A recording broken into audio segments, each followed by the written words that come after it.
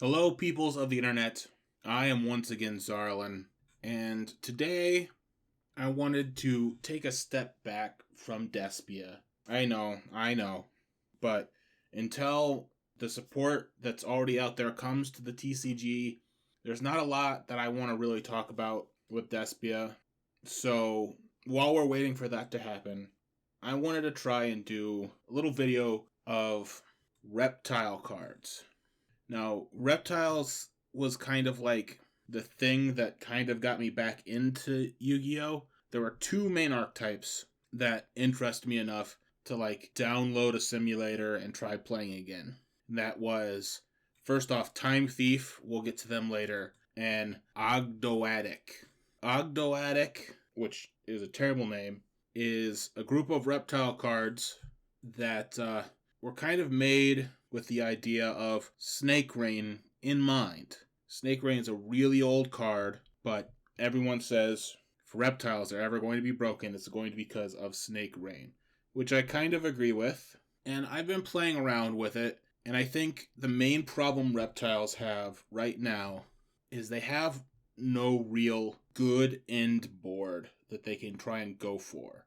And the thing with Ogdo Abyss is there are a couple other reptiles that kind of can be splashed in with them, but it's still nothing as good as a full archetype on their own. So I'm going to talk through some of the reptile cards, and then I'm actually going to talk about what I think is the best step forward to make Reptiles / Ogdo Abyss a good deck. And I'm going to give Konami some suggestions, and hopefully they listen. So let's jump into it. Unfortunately, I think there's only 5 good Ogdo Abyss cards right now, and 3 of them are kind of teetering on that good. But first we'll talk about the 2 of them that I think are good, which is Nunu and Naiya. The Remnants, the level 4s. Nunu is great because it's just an extender, doesn't use up a normal summon, and you can put darks into the grave, which is great. Naiya, the dark level 4, is pretty good. Granted, it needs to be special summoned. It needs help to get it out, but the only really good target would be the Ogdo Abyss Water Lily, which is a great card. Don't get me wrong. It goes great with Snake Rain, but yeah, that's about the only good target Ogdo Abyss have. Ogdo Abyss Flood is kind of okay, but I don't know if you would run it. Maybe at 1 copy, because it's searchable, but I think if anything, Lily is the only good, Ogdo Abyss spell to search. Then there's a lot of other fluff that I really don't want to talk about because they do a lot of stupid things that I don't think do any good for any archetype. But the cards I do want to talk about, Ogdo Abyss is the main one I want to talk about. If you can get this card out, it wipes the field of anything that wasn't special summoned from the graveyard. And he's going to be what I kind of focus on for making this deck good. The main thing is, though, we don't want to spend 3 tributes to summon him out. And that will be what we talk about in the future.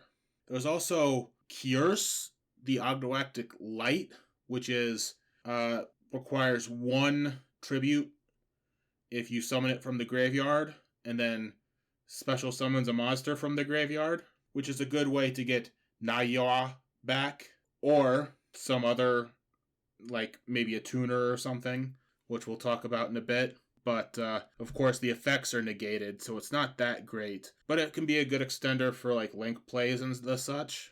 And then Aaron, however you want to say it, the Ogdo Abyss King, I think is also good if you bring it out without using the 2 summons, the 2 tributes, as it, every time your opponent adds a card from their hand, they have I can send a card from their hand to the graveyard.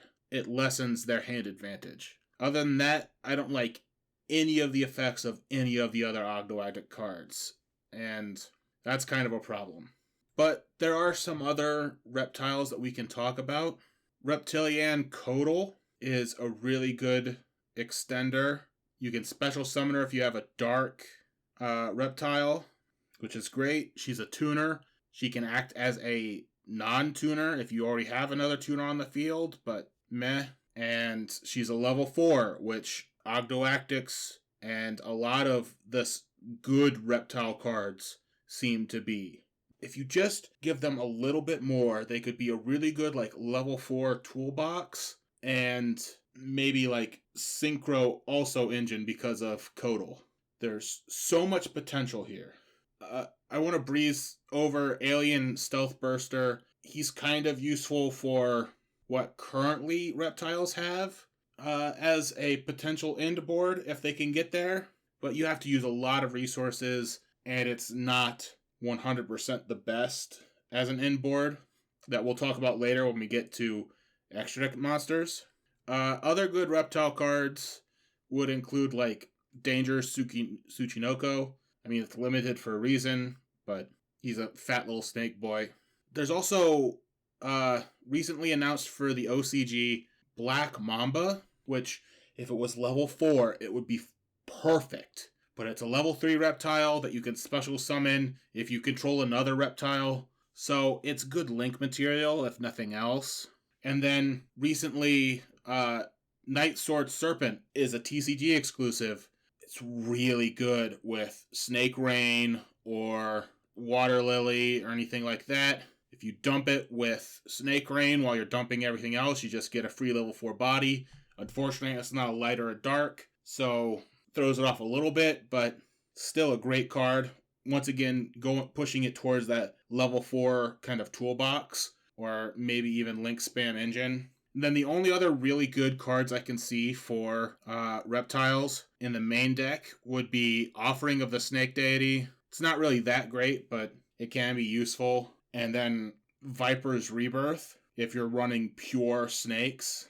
But, I mean, other than that, that's about the only good reptile cards we have in the game right now for the main deck. And that kind of sucks, at least in my own opinion. If you think some other reptile cards are good, give me a reason why in the description down below. But instead, we're going to talk about some extra deck cards. Now, there's only a handful of just pure reptile extra deck cards that we need to talk about here. Obviously, if you're like using reptiles like link spam, you can, go into IP Masquerena and stuff like that. Try and go into Appaloosa or whatever. That would be a possibility. But I want to talk about like pure reptile stuff. And they don't have A, a lot of extra deck cards, and B, a lot of good extra deck cards. I can count them on one single hand, how many I think could be considered good. But the first two are really good. I mean, we've got King of the Feral Imps. Search any reptile out of the deck at all. That's amazing. It's wonderful. It's just such a good card. And that's what brings like the level 4 potential of this deck up so much, just because of King of the Feral Imps. It's also dark, so you can bring Codal out as long as it's sitting there. It's great. Then we have a new synchro for the Reptilians. Reptilian Melusine? Whatever.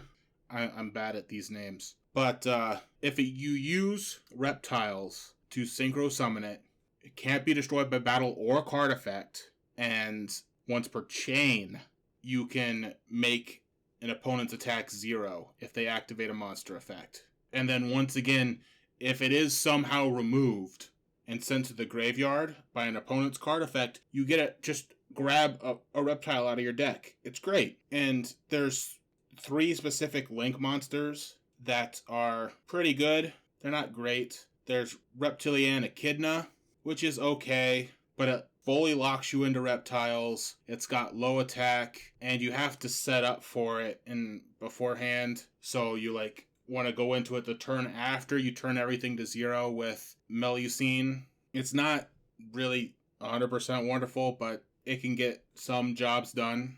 And then there's Alien Shock Trooper M-Frame and Cosmic Slicer Zerol, that if you can get both out, work incredibly well together. Cosmic Slicer makes it so anything with A counters gets put in defense position and they can't activate their effects. And then Shock Trooper makes it so you can discard any monster and then put A counters on anything on the field. Any monster on the field, I should say. And it's a quick effect. So if you have both out on the field, first off, when you get Zero into your hand, you can also bring Alien Stealth Burster into your hand straight from your deck. Then on your opponent's turn, when they start putting things out on the board, you can use M-Frame to send the Stealth Burster, and you get a metric crap ton of A counters to spread out. Problem is, it doesn't completely stop all effects. It just stops them from activating effects,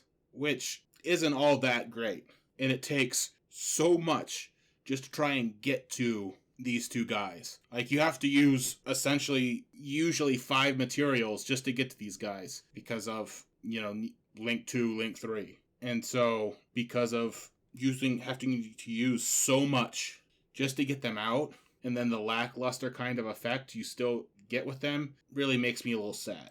That's why I think the best way to make reptiles really, really good is to give them another Xyz. And I have made up my own, which we'll talk about here. And maybe Konami will look at this and maybe get some inspiration on how to make reptiles okay. Cross your fingers, everybody. Here we go. Okay, so don't laugh at the art. I just kind of made it real quick. The real important part is the effect. First off, it's level 4 Xyz, requires 2 level 4 reptiles, just to lock it into that reptile. And I named it an Ogdo Abyss card. It doesn't exactly have to be. We could have another King of the Feral Imps, something to go off of that. Maybe Queen of the Feral Imps.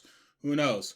But the real important part is I took kind of the idea of the effect of Starliege Lord Galaxian and mended it into a reptile card to help Ogdo Abyss specifically. We've got once per turn, quick effect, which is another thing I changed from Galaxian's effect. I made it a quick effect. Detach 1 or 2 Xyz materials and apply an effect based on how many you detached. You detach 1, you special summon a level 4 or lower reptile from your graveyard, which can get Naiya out so you can search. Or if you detach 2, you get a level 8 or higher reptile, which if we do that on the opponent's turn, we get Ogdo Abyss. Activate Ogdo Abyss, we can wipe their field. Something like that. That's the main idea for this card specifically. And I think it would make specifically Ogdo Abyss, reptile good stuff, a really good thing. It would help them out a whole lot because it gives them something to disrupt enemy plays without having to sacrifice 3 things on the board like some stupid requirement. You're essentially sacrificing 2 because you're using those 2 to bring it into this Xyz monster, but whatever. That's my main thought on how we can get reptiles to be slightly better, maybe a rogue deck or something. I think this would help them out a whole lot. But I want to know what you guys think. So, once again, put your ideas. If I missed any good reptile cards, tell me in the comments, or tell me your idea of how to make reptiles a better deck, so we can bring the snakes and put it on those fucking Drytron planes, or make the snakes eat the fucking birds of Lyrilusc Try. I'm running out of stupid ideas of how whatever, but yeah. And after you leave the comment, like, subscribe, bell. Follow me on Twitch and Twitter. Send this video to Konami and 10 other friends or you'll be cursed for the rest of your life. And have a great night.